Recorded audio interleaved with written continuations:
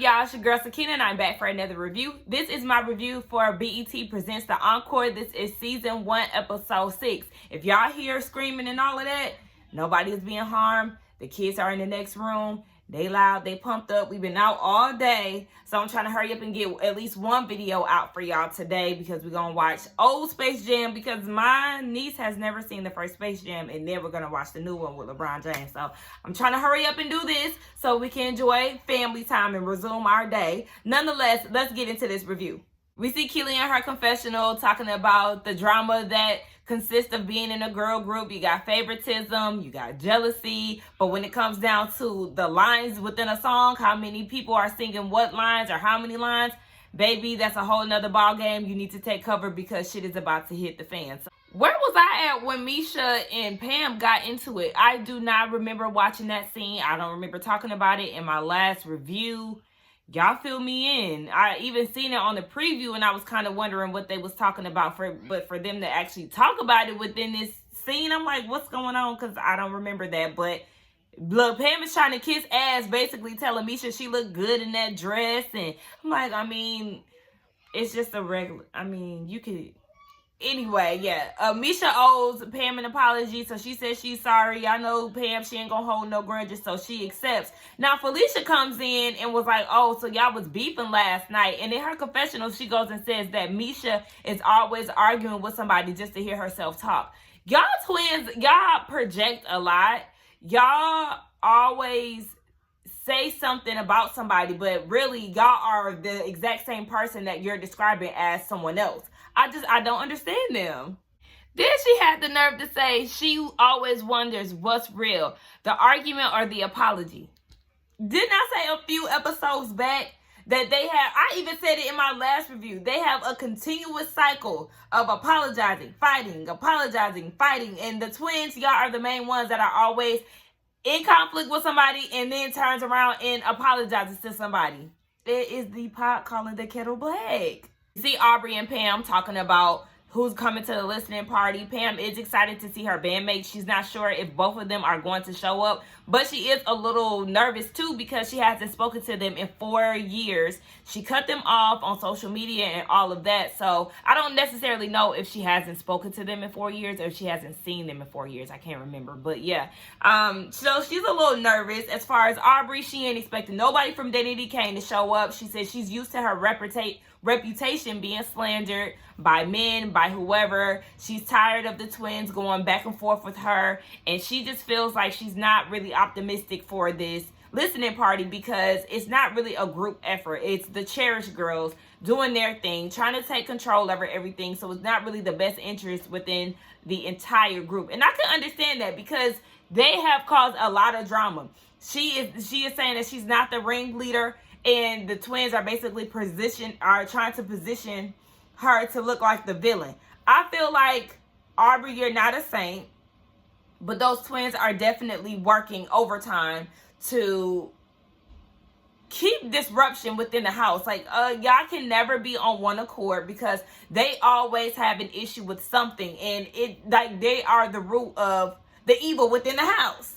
She also mentioned something about the work that she's done within the house and how she's trying to keep everybody together. She said something along those lines, but I just need her to understand that that week of her being queen kind of took everything away from me personally. I mean, y'all know how I feel about being queen anyway. I just feel like it's in the position to be messy. Like, people, they added that part of the show just to create drama and mess and to obviously give us something to talk about, right? But it's just like, you had the time to say what you wanted, to dictate, to do all of that, and you really didn't do anything. You slept the nights away. When it was really time for you to get in there, you were nowhere to be found. So I'm gonna need you to stop saying like all these things that you've done, because I mean, yeah, you created a vision board and that's where it ends.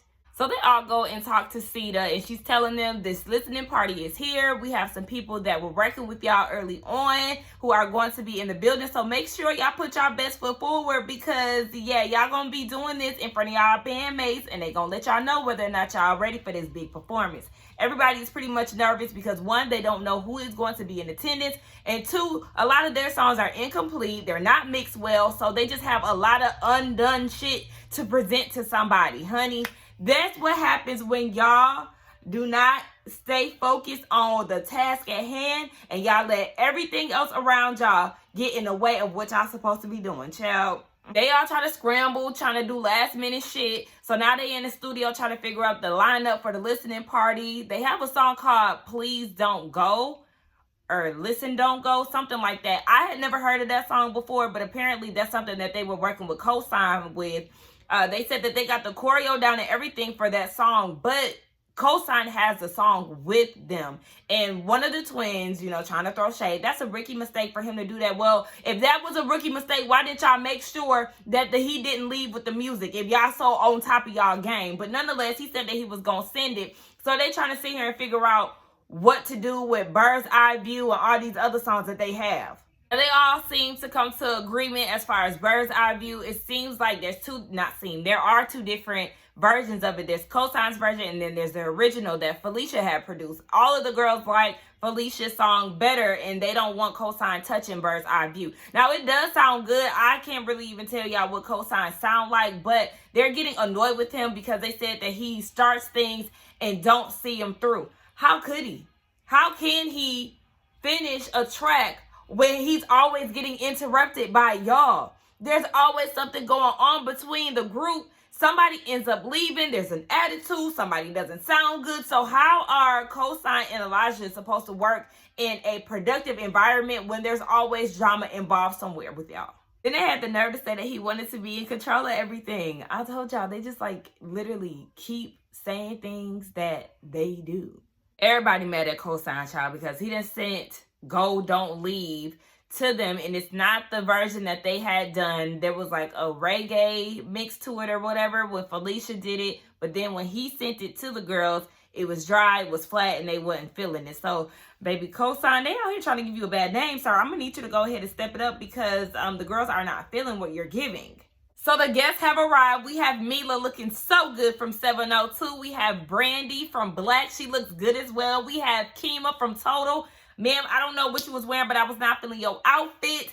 And that was it from the groups, because the Cherish sisters did not show up. You know, that was a sister group. The other two sisters were not in attendance. We already knew that the girls from Zanity Kane was not going to show up. And I was so, like, D Woods, you from Atlanta. You couldn't show up? I mean, I guess not. Because, you know, Aubrey and D Woods used to be very close. But, child, things change. It's just, I'm sorry. We already knew that the 3LW girls definitely were not going to show up for Miss Keeley. They got some producers there, though. They got Jazzy Faye. They had like 4 other producers in attendance. But I forgot to mention that Ronnie is there for Shamari. But, I mean, we gonna see what this party is giving, because it's giving real slim. And we just gonna see what the girls producing if the people feel it. Kima showed up to support Pam, even though they haven't talked in 4 or 5 years. She's definitely heard that Pam has blocked her and all of that. But she said, you know, I'm here to support you and to reconnect. So they both was crying, or Pam was crying at least.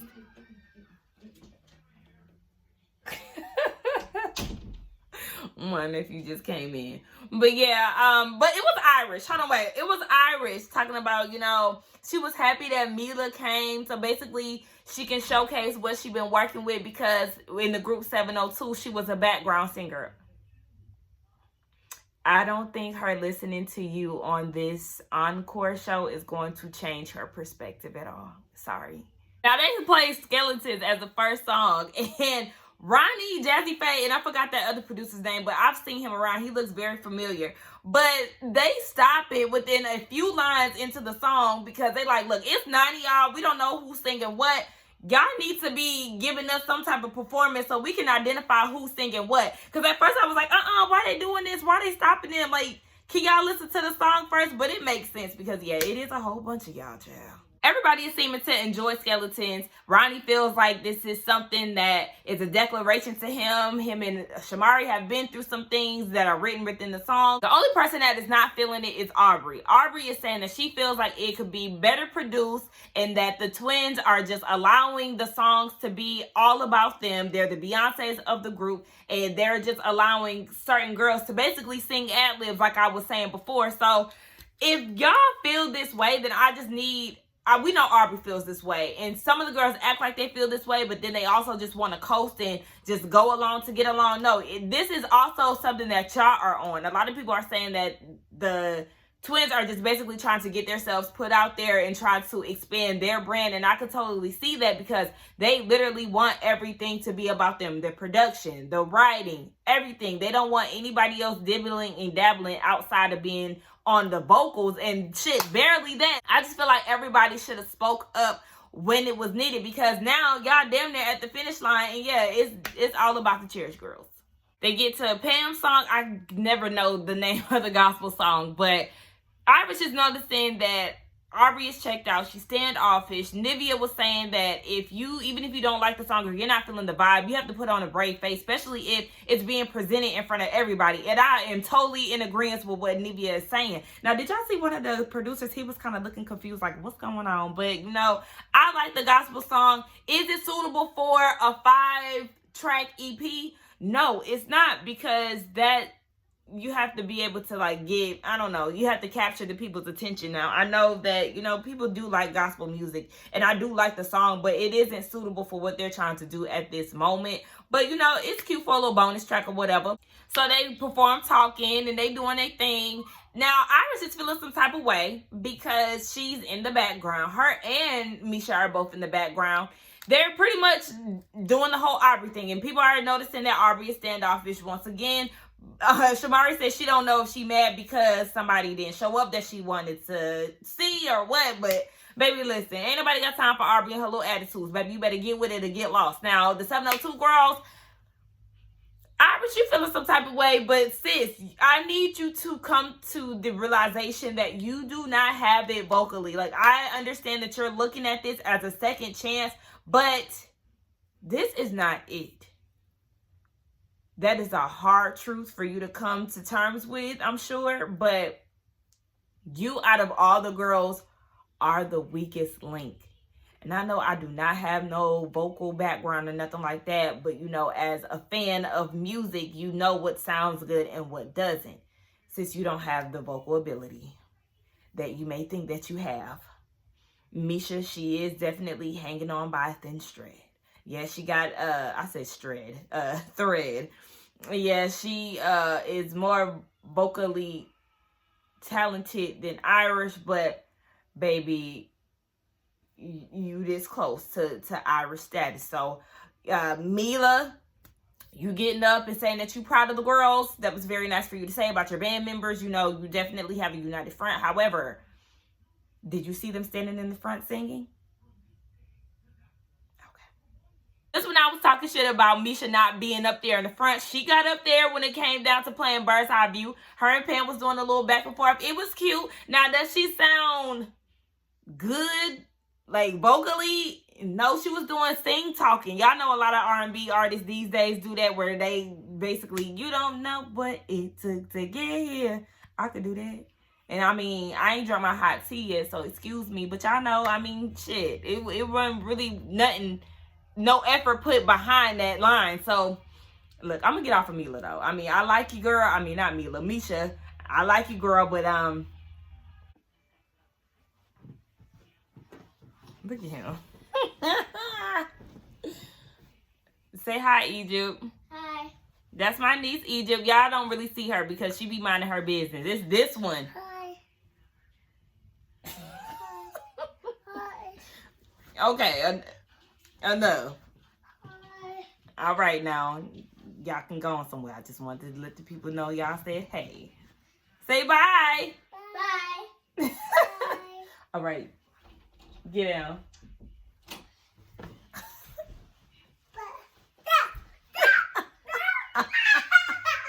Kimmy wants to know why you here doing a super group but you don't want to rock with us. Like, what's that about? Do you remember when you left the group and you told us that we was Destiny's Child and you Beyonce? I said, oh, damn, Pam, you was coming at it like that. Like, y'all really had some type of beef. I don't know why Pam left the group. I mean, one can assume it was probably because of, you know, her dealing with her alcoholism and trying to get right or whatever. I'm going to assume that that's probably the reason why.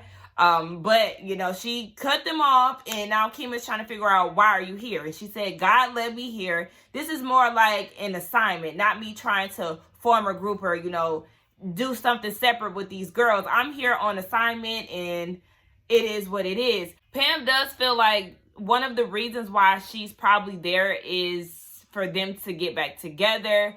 And Kima is just really supportive of her. She doesn't care what's going on. She just wants to be there for Pam. Their sisterhood seems very genuine. She said it wasn't something for the camera. So I just really hope that they are really reconnecting after this and not just, you know, saying that they are going to remain in each other's lives, X, Y, and Z, and then you get an update and they ain't talked to each other since. So I hope it's not one of them situations. Irish, y'all know how they say you transfer energies. I feel like Irish is taking on that same energy that Aubrey has, because all of a sudden she's ready to go. She's not happy with these lines that she's giving, and she feels like it's a whole bunch of bullshit. Now, she needs to take the Misha approach. Misha she may be feeling some type of way, but she ain't gonna show it today. And I feel like that's the way that Irish should be coming at it. You're sitting here trying to explain to Mila how you're not really happy, and how basically that this is all too familiar and this is what used to go on within y'all's group. And this is making Mila uncomfortable. You know, she's like, well, yeah, I all sound good. Like, I didn't even notice that. Like, yeah, Irish, why would you bring that up to her? Like, that is an uncomfortable situation to be in. So what do you expect, Irish? What do you expect, girl? You cannot sing. Like, I already said this already. Like, I just don't know what she expects. If you want to get on the plane, your vocals will not be missed. Trust. Misha really don't have time for what Irish is giving. She did let the girls know that she is still feeling some type of way about the amount of lines that she's received. And Shamari was saying, I could understand that. If that was me, I would feel the same way. Now, keep in mind, Irish is feeling some type of way towards Shamari because Shamari was singing majority of the songs, but she was also in the background trying to make it seem as if she isn't getting enough song play. Irish, you're going to be mad at anybody at this point because you getting the least, and you're always going to get the least. Like, if we put you as lead, sis, what would that sound like? What would it sound like? What would you, like, she doesn't even sing confidently, so I don't understand why she has this pressure for everybody not being able to give her the lines that she wants. Girl, you ain't even confident in yourself. Misha was saying too, I mean, if I'm going to be fair, there's sometimes where she ain't even around. So if I'm going to give the energy to somebody, I'm going to have to give it to my sister too. Misha is basically saying that, girl, sometimes you ain't even around, so what do you expect the people to do? I just really feel like Irish is tagging along with whatever Aubrey got going on. Her sister. Aubrey is gone. She says she can't do it. She don't want to be talked to like a child. She's not making music that she wants to make. She said that her group has made more music and more success than the Cherish Girls, so she is out of there. I mean, if you're in a position where you just aren't into it, then I'm not going to blame her for leaving, because at the end of the day, your sanity is more important than anything. If you feel like your energy is off and you just can't seem to get right, then yeah, you need to remove yourself from the situation, because it's not going to benefit anybody within the group. So I'm not necessarily mad at Aubrey leaving. Girl, do your thing. Do you? It's not for you, so bye. Now, I know one of the twins was basically saying that they feel like she's being dramatic and everybody is looking for her and all of that. Let's edit the songs without her and let's keep it moving, because yeah, y'all got a show to do. So I mean, I understand that she may have thrown a few things off, but get in formation and make the shit work. So Cinnamon, Cosign, and Aaliyah come through. They let them know that Aubrey is gone. And they start to play Bird's Eye View. Felicia is frustrated because she feels like, but she's feeling a way about Cosign before he even gets there, because she's like, I'm doing his job and he feels like we're supposed to just stop everything when he comes around, and it doesn't work like that. Nobody asked you to do this. nobody asked you to get in the booth and produce songs. So it's the fact that she gets irritated with Cosign or Elijah or whoever it is, as if somebody asked her to step into this position. Girl, you can drop this shit right now, but you so much of a control freak, you and your sister, that y'all don't want anybody else to do anything because it's y'all's way or the highway, but then y'all complain when people ain't giving y'all credit. What is he gonna give you credit for when you're the one who put yourself in this position? He was hired to do this job. He ain't gonna thank you for doing his job. For what? He didn't ask you to do it. They start to play Bird's Eye View for them, and they played Felicia's version. Cosign stopped it and asked them to play his version. That immediately makes Felicia mad. I don't know if Cosign did that purposely to like taunt Felicia or what, but it got her fuming. I could tell that Shamari looked a little uncomfortable, but Cosign said that she looked like she was grooving, but Felicia looked like she was a little off, and she was annoyed that Cosign said that this isn't the right song, but she produced this song. So as the producer, you can't go and tell her that this is the wrong version. Now, I do understand that because that is her song, Cosign, so you can't say what's the right version. I understand that you are here to do a job, but if this isn't your song, you can't necessarily say, well, this is the right version and this is not, because this wasn't your creation. Now, Cosign, yeah, it definitely seems like a lot of the things that you were supposed to do, you are not doing. Felicia isn't the only one who was having issues with you not getting work completed within a proper time frame, and it seemed like you taking your time, honey, and then yeah, you making those sweetheart and all, like you making those love type of things, like relax love, calm down sweetheart, like yeah, those type of things. That is something that will piss me off. So Cosign, you was really trying it. Now Felicia, you definitely were on like you was definitely ready to pounce on him because you already had some type of issue with him beforehand. And Cosign was definitely with the shits when he switched the song and when he said, what did he say? Oh, do you look a little off or something like that? Like he was taunting her, like I had already said. So I mean, it's definitely a dick swinging contest between Felicia and Cosign. Cosign, you was wrong because you definitely tried it and it seemed like you got some work that you need to complete and that the girls are waiting on you. But yeah, Felicia, nobody asked you to do his job. So I mean, all y'all wrong, all y'all getting on my nerves, and let's just go on to the next episode because the people of the Encore are getting on my nerves. That's how I felt about Encore, y'all. I'm really not too fond of this review. I just feel like I was just trying to rush through it, and I do apologize about that, y'all. But I'm hungry and I'm tired, and now I have to go and spend time with the kiddos. So let's get down in the comments and talk. Don't forget to like, comment, and subscribe to my channel, and I will see y'all in the next one. Bye.